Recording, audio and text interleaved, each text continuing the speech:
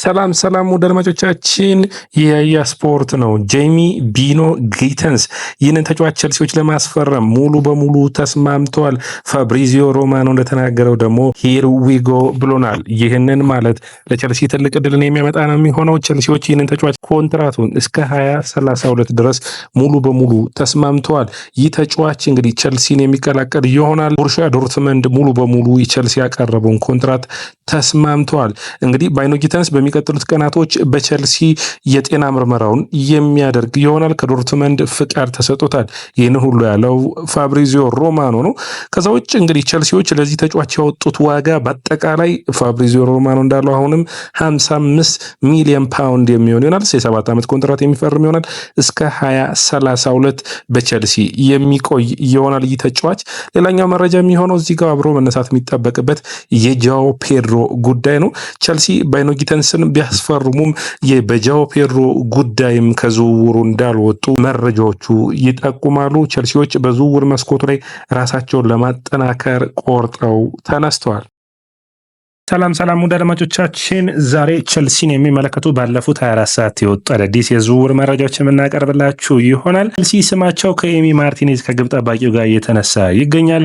ሞርጋን ሮጀርስ እና ቸልሲ ምን አገናኛቸው ብለን እናያለን። እንግዲህ ሌላኛው ተጫዋች የሚሆነው ስለ ማይክ ፔንደርስ እንዲህ የግብ ጠባቂ ቸልሲዎች ከጌንክ ያስፈረሙት ነበር። ስለዚህ ተጫዋች በልምምድ ሜዳ ላይ የሚያሳየው ድንቅ ብቃትን የሚመለከት ሀሳቦችና አስተያየቶች አሉ። ሞሐመድ ኩዴስ ቸልሲ የመጀመሪያውን ጥያቄ አቅርበዋል። በጃኦ ፔድሮም የመጀመሪያ ጥያቄያቸውን አቅርበዋል። ከዛ ውጭ ቪክቶሪዮ ኮሬስ ስፖርቲንግ ሊዝበን ብሉኮ ግሩፕ እንደ አዲስ ከ2024 ላይ የመጀመሪያ ጥያቄያቸውን አቅርበው እንደነበር ይታወቃል። አሁን ለሁለተኛ ጊዜ በ2026 ቸልሲ ሶስተኛው ክለቡን ስፖርቲንግ ሊዝበን ላይ የሆነ ያክል ድርሻን መውሰድ ይፈልጋል የሚሉ መረጃዎች ወጥተዋል። እነዚህና ሌሎች ጠለቅ ያሉ ትንታኔዎችን ለማግኘት ያያ ስፖርት ተመራጩ ቦታ ነው። ወደ አድማጮቻችን ያያ ስፖርትን ላይክ፣ ሼር፣ ኮሜንት፣ ሰብስክራይብ ማድረጋችሁን አትርሱ።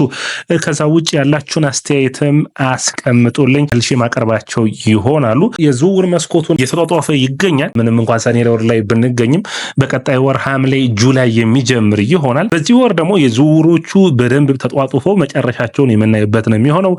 በተለይ ከሰኔ አጋማሽ በኋላ ከነሐሴ አጋማሽ በኋላ የዝውውር መስኮቶቹ ተጫዋቾቹ የእንግሊዝ ፕሪሚየር ሊግ ስለሚጀምር ብዙ እንቅስቃሴዎች ላይኖሩ ይችላሉ። አጣዳፊ የሆኑ አንድ ሁለት ዝውውሮችን ብቻ የሚጠበቅ ይሆናል። ቸልሲ በእነዚህ ዝውውር መስኮቶች ላይ ምን ሁኔታዎችን እያስመለከተን ነው የሚለውን እንግዲህ ባለፉት 24 ሰዓትና በዚህ ሳምንት ተነስተው ያላየናቸውን የዝውውር ሂደቶች የማቀርብላችሁ ይሆናል። ኤሚ ማርቲኔዝ እንግዲህ የአስቶን ቪላው ግብ ጠባቂ 32 ዓመቱ ላይ ይገኛል። የተጫዋች አስቶን ቪላ እንደሚለቅ ይጠበቃል። 200,000 ሳምንታዊ ደሞዝ እንደጠየቀም የሚታወቅ ነው። ስለዚህ ይህንን ተጫዋች ቸልሲዎች ይፈልጉታል የሚሉ መረጃዎች ወጥቷል። እነዚህ መረጃዎች እንግዲህ ከአርጀንቲና ነው የወጡት መረጃዎቹ የሚያሳዩት። ቸልሲዎች ለማይክ ሚኞል ሙከራ እንዳደረጉ የሚታወሰው አልተሳካም። ስለዚህ ማይክ ሚኞልንና ዲያጎ ኮስታን ይህ የፖርቶን ግብ ጠባቂ ቸልሲዎች ይፈልጋሉ። ነገር ግን በዋጋ ጉዳይ ፖርቶ 45 ሚሊዮን ፓውንድ ይፈልጋል። አስቶን ቪላዎች ከዚህ ተጫዋች 40 ሚሊዮን ፓውንድ ይፈልጋሉ ከኤሚ ማርቲኔዝ። ነገር ግን እነዚህ ዝውውር መረጃዎች ሐሰተኛ እንደሆኑ ፋብሪዚዮ ሮማኖ ተናግሯል። እንግዲህ መረጃዎቹን የምናደርስላችሁ ይሆናል። ከዛ ውጭ ለቸልሲ ማስደሳች አይደለም። ለ32 ዓመት ግብ ጠባቂ 200,000 ሳምንታዊ ደሞዝ መክፈል፣ 40 ሚሊዮን ዩሮ ማውጣት ትክክል ነው ብሎ ያስቡም እና ድርድሮቹ እስካሁን ድረስ ምንም አዲስ ነገር የላቸውም። ሞርጋን ሮጀርስ እና ቸልሲ እንግዲህ ቀድሞ የሲቲ ተጫዋች የነበሩትን የሲቲ አካዳሚ ተጫዋች የነበሩትን ማስፈረም ላይ ጠንክረው እየሰሩ ይገኛሉ። ነገር ግን ሞርጋን ሮጀርስ ከሚፈለጉ ተጫዋቾች ውስጥ አንዱ እንደሆነና አርሰናል እንዲሁም ቸልሲ እንደሚፈልጉት ይታወቃል። በፕሮፊታቢሊቲ እና ሰስተናቢሊቲ ሩል ችግር ውስጥ እንዳለ አስቶን ቪላ ይታወቃልና ሞርጋን ሮጀርስን በቸልሲ ቤት ከሚፈለጉትና ቸልሲ ገዛቸው ከሚፈልጋቸው የግራ መስመር ተጫዋቾች ውስጥ አንዱ ነው። አስቶን ቪላዎች 100 ሚሊዮን ዩሮ ዋጋ አቅርበዋል። ይህንን ተጫዋች ለሚፈልግ ማንኛውም ክለብ ቸልሲዎች ያንን ማውጣት አይፈልጉም። በተለይ ወደ ቸልሲ መጥቶ ከነኮል ፓልመር፣ ሊያም ዴላፕ አብሮ መሰለፊ መጫወትን ይፈልጋል። በተለይ ደግሞ ላቪያንም የሚያውቀዋል። ኤንዞ ማሬስካም ጋር ከዚህ በፊት ሰርቷል። ስለዚህ ወደ ቸልሲ መምጣትን ይፈልጋል። ነገር ግን አስቸጋሪ የሚያደርገው ምንድነው ካላችሁኝ አስቶን ቪላዎች ቸልሲ የተጠቀመውን አይነት ስታይል በመጠቀም ከዚህ የፒኤስአር ችግራቸው መውጣት ይፈልጋሉ። ያንም የሴት ቡድናቸውን ለቡድናቸው መልሰው በመሸጥ ነው። ያንን አድርገው ከዚህ ዝውውር መስኮት ራሳቸውን እንግዲህ ማገገም እንዲችሉ የሚያደርጉ ነው የሚሆኑት። ይህንን ተከትሎ ስለዚህ አስቶን ቪላ የሚጠይቀው 100 ሚሊዮን ዩሮ ከቸልሲ መክፈል የሚጠበቅ ይሆናል። ማይክ ፔንደርስ ቸልሲ ከገንክ ያስፈረመው ግብ ጠባቂ እንደሆነ ይታወቃል። ይህ ግብ ጠባቂ ኤንዞ ማሬስካን እንዲሁም ደግሞ በስልጠና ወቅት ዊሊያም ካርቫሊዮ የሁለተኛ አሰልጣኝ እንደሆነ ይታወቃል። የቸልሲ ግብ ጠባቂዎች አሰልጣኝን ጨምሮ ብዙዎቹን አስገርሟል። የቸልሲ ተጫዋቾች ራሱ በጣም ተገርመውበታል። በጣም አስገራሚ የሆነ ኳስ የማዳን ብቃት እንዳለውና ረጅም እንደሆነ ይታወቃል። ኳሶችን የሚያድንበት መንገድ በጣም አስደምሟቸዋል። ቸልሲ እንግዲህ ያንን ተከትሎ ቸልሲዎች አሁንም ይህንን ተጫዋች ለማቆየትና የቡድኑ ሁለተኛ ግብ ጠባቂ ማድረግ ይፈልጋሉ። ነገር ግን ስትራስቡርግ አሁን ግብ ጠባቂ እንደሚፈልግ ይታወቃል። ፔትሮቪች ወደ ሌላ ቡድን መሄድ እንዳለበት ቸልሲዎች ወስነዋል። ስለዚህ ለሽያጭ ቀርቧል። ሊያም ሮዘነሪ የሚፈልጉት ግብ ጠባቂ እንግዲህ አንዱ ፊሊፕ ዮርገንሰን ነው ሊሆን የሚችለው። ፊሊፕ ዮርገንሰንን ወደዛ በመላክ በጥሩ ፐርፎርማንስ እንዲያደርግ ማስቻል እና በዝውውር መስኮቱ ላይ መሸጥ እንዲችል የሚያደርጉበት ነው የሚሆነው። ሌላኛው ኤንዞ ማሬስካ በቦል ዲስትሪቢዩሽኑ በፐርፎርማንሱ ሁለተኛ ግብ ጠባቂ ሆኖ ቡድኑን እንዲያገለግል የሚፈልጉት ማይክ ፔንደርስ በስብስቡ እንዲቆይ ያስባሉ። ቸልሲ እንግዲህ ከክለቦች ዓለም ዋንጫ በኋላ ውሳኔዎቹን ይወስናል። አንዱ ሳንቼዝን መልቀቅ ነው። ይህንን ስብስቡን የሚለቅ ከሆነ ሚኞል በቋሚ ግብ ጠባቂነት ይመጣል። እንግዲህ ቸልሲ የክለቦች ዓለም ዋንጫ ከተጠናቀቀ በኋላ ከሚኞል ጋር ያለውን ድርድር የሚቀጥል ይሆናል። በስልጠና ወቅት ግን በጣም ብዙዎቹን አሳምኗል። ይህ ግብ ጠባቂ ቢያንስ ለአንድ የውድድር ዓመት ሁለተኛ ግብ ጠባቂን አድርገውና በሚቀጥሉት ዓመታት የቸልሲ ዋና ግብ ጠባቂ ሆኖ ይቀጥላል የሚል ነው። በቅርብ ጊዜያቶች እንግዲህ ከታዳጊ ቡድን በቀጥታ የዋና ቡድን የትልቅ ቡድኖች ውስጥ ዋና ግብ ጠባቂ ሆኖ ያየነው ዶናሩማን ነው። በኤሲ ሚላን ቤት አስደናቂ ብቃቱን ገና ባደገበት ዓመት ያሳየ ግብ ጠባቂ ለነበር ታስታውሳላችሁ። አሁን በዓለም ላይ ካሉ ምርጥ ግብ ጠባቂዎች ውስጥ አንዱ ነው። በፒኤስጂ የተጫወተ ይገኛል። ቸልሲ መሐመድ ኩዴስ እንደሚፈልግ ይታወቃል። የመጀመሪያ ጥያቄውን ቸልሲ አቅርበዋል። 55 ሚሊዮን ዩሮ እና እየታየ የሚጨመር 5 ሚሊዮን ዩሮ ነው ቸልሲዎች ማቅረብ የቻሉት። ዌስትሃም ለዚህ ተጫዋች 65 ሚሊዮን ዩሮ የሚፈልጉ ይሆናል። አሁን በዚህ ተጫዋች ላይ ቸልሲዎች ትልቁ ሚና እየተጫወቱ ያሉት የዚህ ተጫዋች ፈላጊ 3 ክለቦች ናቸው። ቶተንሃም ጥያቄ አቅርቦ ተጫዋቹ መሄድ እንደማይፈልግ ተናግሯል። አርሰናል ጥያቄ አቅርቦ ተጫዋቹ ወደ ቸልሲ መሄድ እንደሚፈልግ ተረጋግጧል። ስለዚህ የዚህ ተጫዋች ሌላኛው ፈላጊ ሊሆን የሚችል ክለብ ቸልሲ ብቻ ነው። ቸልሲዎች በድርድሩ መቀጠልን ያስባሉ። 65 ሚሊዮን ዩሮ እስከ 70 ሚሊዮን ዩሮ የዚህ ተጫዋች ኮንትራቱን ለቸልሲ የሚፈርምበት እድል ይኖራል። ቸልሲ ይህንን ተጫዋች ማምጣት የሚፈልገው ማንን ለመተካት ነው ካላችሁኝ ደግሞ ከቡድኑ የሚለቀውን በእንግዲህ ማድዌኬን የሚሸፍን ይሆናል። ጥሩ ፐርፎርማንስ ያለው ተጫዋች ይሆናል ብሎ ያስባሉ። በተለይ በፍጥነቱ በአካላዊ ብቃቱ በኩል ለቸልሲ በጣም አስፈላጊ ተጫዋች ነው የሚሆነው።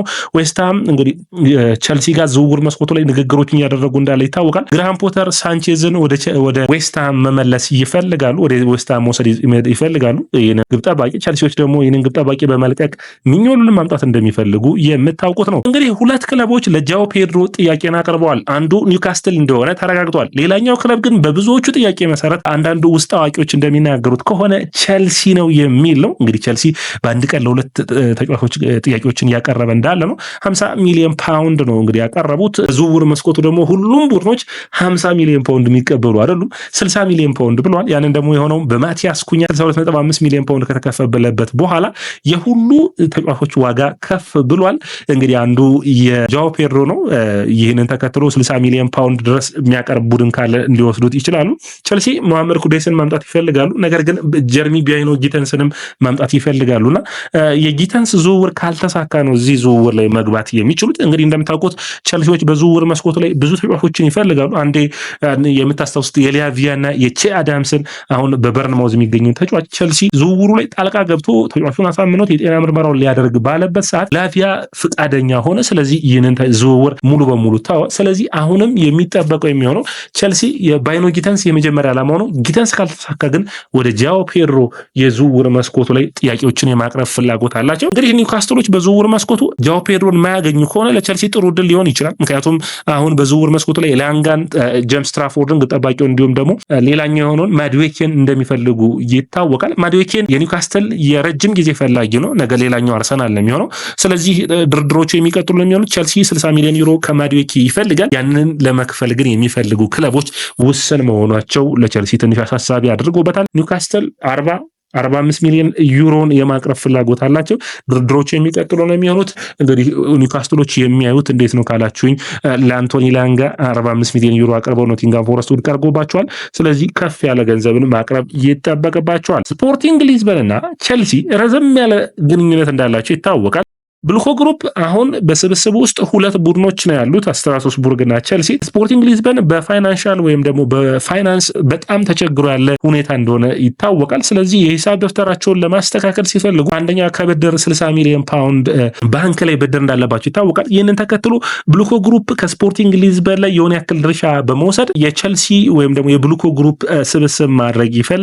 ስፖርቲንግ ሊዝበን ከ2026 ነው ይህንን ሀሳብ ማቅረብ የሚፈልጉት። በ2024 ያኔ በኡጋርቴ ጉዳይ ሲደራደሩ ኡጋርቴንም አመጣው ስብስቡን ጠንካራ ለማድረግ ይሰሩ ነበር። ያኔ የስፖርቲንግ ሊዝበን ሙሉ በሙሉ ውድቅ አድርገውባቸው ነበር። አሁን ግን ስፖርቲንግ ሊዝበን በጣም ችግር ውስጥ እንዳለ ቡድኑ ይታሰባል። ስለዚህ ይህንን ቦታ ለመሸፈን ያስባሉ። ቸልሲ ደግሞ በስፖርቲንግ ሊዝበንም በሚገባ እያገዘ ይገኛል። በቅርብ ጊዜ እንኳን ጆቫኒ ኩንዳን እንዳመጡት ይታወቃል። ስለዚህ ይህንን ድርድር በሚገባ መቀጠልን ያስባሉ።